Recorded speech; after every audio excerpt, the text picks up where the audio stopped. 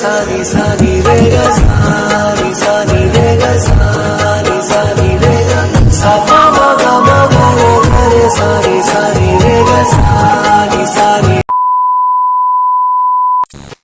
Good morning guys, আমি সুস্মিতা। আমার নতুন একটা ব্লগে তোমাদের অনেক অনেক স্বাগত। আশা করছি সবাই ভালো আছো, সুস্থ আছো। আর আমি চাই সবাই ভালো থাকো, সুস্থ থাকো। আর তোমাদের ভালোবাসা নিয়ে আমি একটা নতুন ব্লগ শুরু করছি।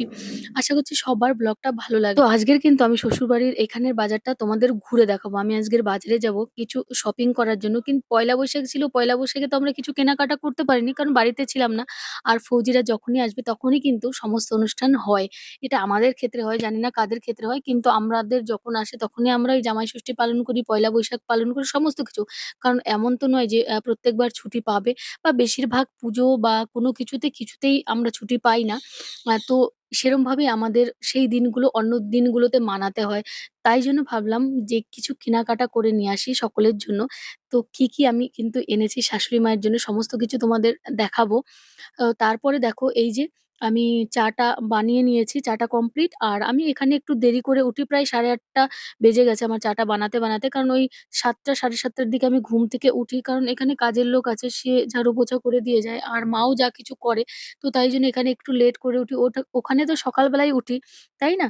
কারণ ওইখানে তো আর কেউ নেই। বাসি কাজগুলো সমস্ত কিছু আমাকেই করতে হয়। আর এখানে যেহেতু মা আছে, কাজের লোক আছে, তাই জন্য আমাকে এই বাসি কাজগুলো করতে হয় না। তাই জন্য আমি একটু লেট করে উঠি। উঠে এই যে চাটা করে নিয়েছি সকলের জন্য।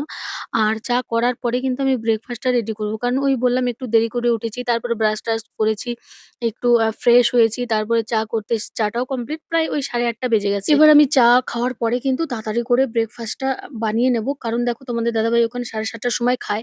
আর এখানে যদি আমি লেট করি তাহলে বলবে আমার খিদে পেয়ে গেছে। তো যাই হোক, তাড়াতাড়ি করে আমি ডিমের ট্রেটা বার করে নিয়েছি। আর এই যে দেখো আমি পেঁয়াজ কুচি করে নিয়েছিলাম। তারপরে এই যে দেখো আমি ডিমগুলো ভেঙে নিয়েছি। এবার ভালো করে গুলে কিন্তু আমি ভেজে নেব। আর এইদিকে আমার চাটা আছে। ভাবছি চাটা খেতেই আমি ডিমটা ভেজে নেব। কারণ দেখো ওই যে বললাম অনেকটা লেট হয়ে গেছে। আর তাই জন্যই দেখো তাওয়াও গরম বসিয়ে দিয়েছি। এবার ডিমটা আমি ভেজে নেব। আর আজকের কিন্তু স্পেশাল ডিম দিয়ে মুড়ি দিয়ে খাওয়া হবে। কারণ ওইখানে তো ঐরকম অত টাইম পাওয়া যায় না। মুড়ি খেতে তো অনেকটা সময় লাগে, তাই না? তো তোমাদের দাদাভাই কিন্তু মুড়ি খেতে ভীষণ পছন্দ করে। কিন্তু সেরকম সময় কোথায় যে মুড়ি খাবে, তাই না? তো তাই জন্য ওই রুটি, পুরি এগুলো করা হয় যাতে তাড়াতাড়ি খাওয়া হয়ে যায়। আর আমি কিন্তু এটা খাবো। আমি আর আমার শাশুড়ি মা কিন্তু দুজনে মিলে এইটা খাবো। আমার ভীষণ ভালো লাগে এই মাছ একদম একটু কড়া করে ভেজে পিঁয়াজ, লঙ্কা, নুন দিয়ে ভালো করে মেখে কিন্তু মুড়ি দিয়ে খেতে আমার ভীষণ টেস্টি লাগে। তো তাই জন্য কিন্তু আমি মচমচে করে মাছটাকে ভেজে নিয়েছি। আর তারপরে এই যে দেখো পেঁয়াজ কুচো করে নিয়েছি। আর এই যে লঙ্কা, নুন দিয়েছি। এবার কিন্তু ভালো করে মেখে আমি মুড়ি দিয়ে খাবো। আর তোমাদের দাদাভাইকে কিন্তু ওই ডিম মুড়ি দিয়ে আমি দিয়ে দিয়েছি। আর এই যে দেখো, দেখতে পেয়েছো মাছটা আমি ভালো করে মেখে নিয়েছি। এবারে কিন্তু আমি খেয়ে নেব। আবার খেয়ে আবার শুরু হবে আরেক রান্না। কারণ ওই তো খাওয়া-দাওয়া, সবাই সারাদিন শুধু খাওয়া-দাওয়া আর খাওয়া-দাওয়া। এছাড়া আর কি আছে বাঙালিদের, তাই না? রকমের রান্না করো, পদ রান্না করো আর খেয়ে যাও। এটাই তো। তারপরে আমার শ্বশুরমশাইয়ের আবদার ছিল যে আজকের চিকেনটা বৌমা রান্না করবে। কারণ আমার ওই ভিডিও দেখে ডেইলি YouTube এ, যে আমি এটা রান্না করছি, ওটা রান্না করছি। আর উনি একটু খেতে ভালোবাসে। বিভিন্ন রকম রান্না-বান্না দেখলে উনার একটু খেতে ইচ্ছে হয়। তো উনি আমাকে বলে যে, "তুমি এইটা করেছিলে, এখানেও এটা করো। আর তুমি সুন্দর করে চিকেন রান্না করো। তাই জন্য তুমি আজকে চিকেনটা রান্না করবে।" তো শ্বশুরমশাইয়ের আবদারে আজকের আমি চলে এলাম। আজকের ছিল ২য় দিন কিন্তু আমার শ্বশুরবাড়িতে। তো এই যে দেখো আমি সমস্ত কিছু রেডি করে নিচ্ছি। কেটে-বেটে সমস্ত কিছু করে নেব। তারপরে কিন্তু চিকেনটা রান্না করব। আর আমাদের বাড়ি না একটা পদ হয় না। ৪, ৫ টা, ৬ টা, ৭ টা কোনোদিন পদ হয়ে যায়। তো চিকেন হলে ওই ১ টা ২ টো পদই হয়। তাও আজকের কিন্তু চিকেন দিয়ে ৪, ৫ টে পদ হয়ে গেছে। ওই হয়েই যায়। মানে আরো আমরা এসেছি তো এই বলে এটা ওটা আনে, তো আরো বেশি হয়ে যায়। তো তারপরে দেখো আমি ভালো করে চিকেনটা ওয়াশ করে নিয়েছি। এদিকে ভাত হচ্ছে, তেল গরম বসিয়ে দিয়েছি। এই দেখো চিংড়িটা ভাজবো। আর এই যে টমেটো কুচি, পেঁয়াজ কুচি করে নিয়েছি। আর এইদিকে দেখো এই যে আমি উচ্ছে দেখাচ্ছি। এই উচ্ছেটা আমি এরকম করেই ভাজি। একজন বলে, "এত বড় কে উচ্ছে ভাজে ভাই?"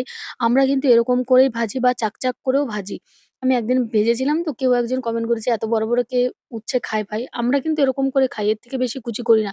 আর আরো যদি বড়, বড় উচ্ছে হয় না চাক, চাক করে একদম ছাকা তেলে ভাজি, এতটা টেস্ট হয় আমার কাছে তো ভীষণ ভালো লাগে। আর এই যে দেখো মসলা কষানো হয়ে গেছে আর এদিকে উচ্ছে ভাজাও হয়ে গেছে। আর এদিকে এবারে আমি হচ্ছে চিকেনটা দিয়ে দেবো আর ভালো করে চিকেনটা রান্না করে নেবো। পুরোটা আর দেখালাম না কারণ আমার রান্না-বান্না তো তোমরা ডেইলিই দেখো। তাই জন্য চিকেনটা আর কিছু রান্না-বান্না দেখালাম না। আর ট্যাংরা মাছটা ভাজছি সেটাও একটু দেখিয়ে দিলাম। আর ট্যাংরা মাছ ভাজা হলেই কিন্তু আমার সমস্ত রান্না কমপ্লিট হয়ে যাবে। তারপরে কিন্তু বিকেল বেলায় আমরা যাবো বাজারে খেয়ে-দেয়ে একটু রেস্ট করে আর প্রচন্ড গরম এইখানে এসে না আমি মানে হাপিত্তেশ খাচ্ছি। কিছুই যেন আর ভালো লাগছে না। অস্থিরতা বোধ করছে একটা। আর এই যে দেখো তোমাদের দাদাভাই কিচেনে চলে এসেছে জল খাওয়ার জন্য। বারবার আসছে জল খাচ্ছে। তারপরে ওইখানে মাজা রাখা আছে সেইটা খাচ্ছে। কারণ প্রচন্ড গরম সহ্য হচ্ছে না এই গরমটা। মানে আমরা ওইখানে রাজস্থানের থেকে কলকাতায় যেন বেশি গরম পড়েছে। রাজস্থানে গরম হলেও না সবসময় একটা হাওয়া চলে। কিন্তু এইখানে শুধু গরম হাওয়া বাতাস কিচ্ছু নেই। আর এদিকে দেখো আমার মেয়ে দোল খাচ্ছে আর একজন গ্রামের একজনকে সাথে নিয়ে এসেছে খেলার জন্য তার সাথে দোল খাচ্ছে। তো যাই হোক আমার এখনো রান্না কমপ্লিট হয়নি। ওই মাছটা আমি ভেজে নিয়েছিলাম। আর এদিকে চিকেনটাও কষানো হচ্ছে। আর ট্যাংরা মাছটাও ভাজা হয়ে গেছে। এবার জাস্ট ওই অল্প একটুখানি বাকি আছে। আর এটুকু বাকি হলেই কিন্তু আমাদের রান্না-বাড়া, খাওয়া-দাওয়া সমস্ত কমপ্লিট হয়ে যাবে। আর ভেবেছি আজকের বাজারে গিয়ে বাড়ির প্রায় সকলের জন্যই জামাকাপড় কিছু কিনবো। আর এতটা গরম পড়েছে আর ভাবছিলাম বাবুকে নিয়ে যাবো না, বাবুকে রেখেই যাবো। কিন্তু কি করব বলো?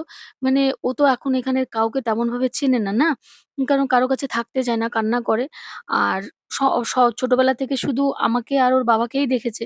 তো ওই যে কান্নাকাটি করে, কারো কোলে গেলেই কান্নাকাটি করে। এমনি যদি আমরা থাকি আমাদের সামনে কেউ কোলে নেয় ঠিক আছে। কিন্তু ওকে একা কোথাও নিয়ে যাওয়া যাবে না। আর তারপর দেখো আমাদের খাওয়া-দাওয়া কমপ্লিট। তারপরে শ্বশুরমশাই যে লাস্সি এনেছিল। তো এটা আমরা খাচ্ছি। খেয়ে-দেয়ে একটু রেস্ট করে নেবো। ওই বিকেলের দিকে যাবো। একদম পাশেই আমাদের মানে বাড়ি থেকেই মানে রাস্তায় উঠলেই বাজার। তো সেইখানেই যাবো, বেশি দূরে নয় কিন্তু। একদম যেমন আমি সিম্পল ছিলাম সেরমভাবেই চলে যাবো। কোনো রেডি-ফেডি আমি হব না। আর এই যে দেখো খাচ্ছে আর টিভি দেখছে আর আমাকে বলছে শুধু আমাকেই ওঠায়। আর নিজে ভিডিও করে কিন্তু নিজেকে কম দেখায়, আমাকেই বেশি দেখায়। তো এইবার দেখো আমার মাম্মা কি করছে এই যে, দেখতে পেয়েছো? সারাদিন বাড়ির বাইরে থাকে, সারাদিন বাড়ির বাইরে থেকে ঘরে আসতেই চায় না। এত রোদ, গরম তবুও ওকে আমি ঘরে রাখতে পারি না। আর এই যে দেখো তোমাদের দাদাভাই আর পাপা সোনা রেডি। আমরা এবার যাবো কিন্তু বাজারে। আর মাম্মা যাবে না। মাম্মা বলছে, "আমি যাবো না।" ও খেলার সাথী পেয়েছে তো। এখানে তো আর খেলার সাথী নেই। এইখানে অনেক খেলার সাথী পেয়েছে। তো ওইজন্যই ব্যস্ত খেলতে। আর দেখো এই আমার পাশেই শ্বশুরমশাইয়ের কাকা শ্বশুরমশাইয়ের বাড়ি।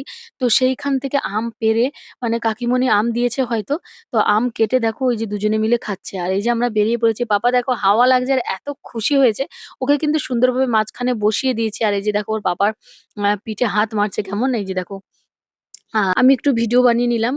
পাপা সুন্দরভাবে বসে হাসাহাসি করছে। আর এই যে দেখো আমার শ্বশুরবাড়ির পরিবেশ চারিদিকে গাছপালা। আর এই যে চলে এসেছি এই যে বাজারে প্রচন্ড ভিড়। সানডে ছিল। সানডের দিনে এখানে হাট বসে। হাটের দিন সানডে আর হচ্ছে আ থার্সডে ২ দিন এখানে হাট বসে। তো প্রচন্ড ভিড়। ভেতরে যেন ঢোকা যাচ্ছে না। বাবুকে নিয়ে একটু গেছিলাম জানো তো? এমন বাবু কান্নাকাটি শুরু করেছে। তো বেরিয়ে পড়েছি আমি তাড়াতাড়ি করে। যে না আর বাজার করার দরকার নেই ভাই আমি বেরিয়ে যাই আমার ছেলে নিয়ে। তারপরে এমন চিল্লাতে শুরু করবে যে তাকে আর থামানো যাবে না। তো এই যে দেখো একদম রাস্তার পরে চলে এসেছি বাজার থেকে বেরিয়ে।